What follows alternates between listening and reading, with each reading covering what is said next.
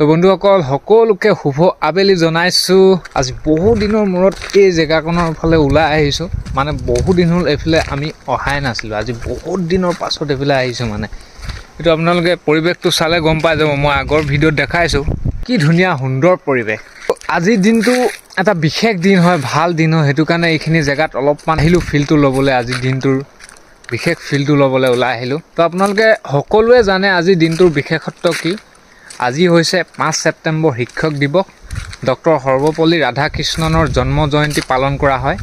শিক্ষক দিৱস হিচাপে 5 ছেপ্টেম্বৰ দিনটো আমাৰ ভাৰতবৰ্ষত উদযাপন কৰা হয়। সেই হেতুকে আজি অলপ তাৰ ওপৰত দুআষাৰমান কথা কওঁ বুলি আপোনালোকৰ মাজলৈ আহিলোঁ। প্ৰতিগৰাকী শিক্ষকলৈ শিক্ষক দিৱসৰ আন্তৰিক শুভেচ্ছা জ্ঞাপন কৰিলোঁ। জন্মদাত্ৰী পিতৃ মাতৃলৈও শিক্ষক দিৱসৰ বিশেষভাৱে শুভেচ্ছা জনাইছোঁ। কিয়নো পিতৃ মাতৃয়ে আমাক যি শিক্ষা দিয়ে সেই শিক্ষা এই পৃথিৱীত আমাক বেলেগ কোনোৱে দিব নোৱাৰে। আৰু শিক্ষাৰ ঘাই কঠীয়াতলী হৈছে নিজৰ মাতৃগৰাকী।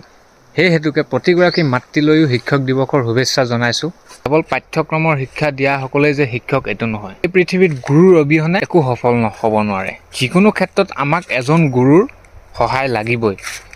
সেই হেতুকে আমি কেতিয়াও শিক্ষকসকলক বা গুৰুসকলক আমি অপমান কৰিব নালাগে, অৱমাননা কৰিব নালাগে। আজি এই বিশেষ দিনটোত মই সেইসকল বিশেষ ব্যক্তিক শ্ৰদ্ধা আৰু শুভেচ্ছা জনাব বিচাৰিছোঁ, যিসকলে আমাক এজন চিভিলিয়ানৰ পৰা এজন চিপাহী হোৱাত শিক্ষা প্ৰদান কৰিলে, যিসকলে আমাক 14 মাহ দিন শিক্ষা প্ৰদান কৰিলে, যিসকলে আমাক সাৱধান বিশ্ৰামৰ পৰা আৰম্ভ কৰি দৌৰ কদম তল, চেলুট কেনেকৈ মাৰে, ড্ৰিলৰ পৰা আৰম্ভ কৰি বন্ধুক কেনেদৰে খুলনা জুলনা কৰে, কেনেদৰে চলায়, এই সকলোবিলাক আমাক শিকালে, আয়ত্ব কৰালে।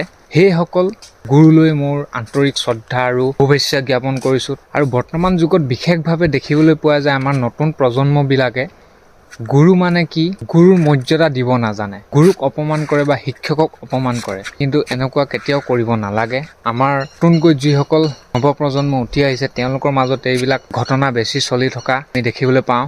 সেই হেতুকে মই নৱপ্ৰজন্মক আহ্বান জনাম যে গুৰুৰ মৰ্যাদা দিব লাগে, আমি গুৰুক সন্মান কৰিব লাগে। গুৰুৰ অবিহনে এই পৃথিৱীত তুমি কেতিয়াও আগবাঢ়ি যাব নোৱাৰা। সেই হেতুকে আমি গুৰুক কেতিয়াও অপমান কৰিব নালাগে, গুৰুক কেতিয়াও অসন্মান জনাব নালাগে।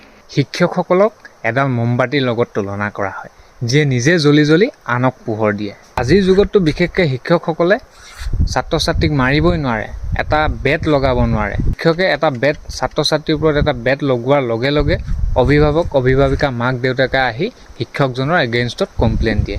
এনেকুৱা হ'ব নালাগে কেতিয়াও। শিক্ষকসকলে সদায় ছাত্ৰ ছাত্ৰীৰ ভালৰ কাৰণে, তেওঁলোকক শুধৰাবৰ কাৰণে তেওঁলোকে এটা বেট দিয়ে।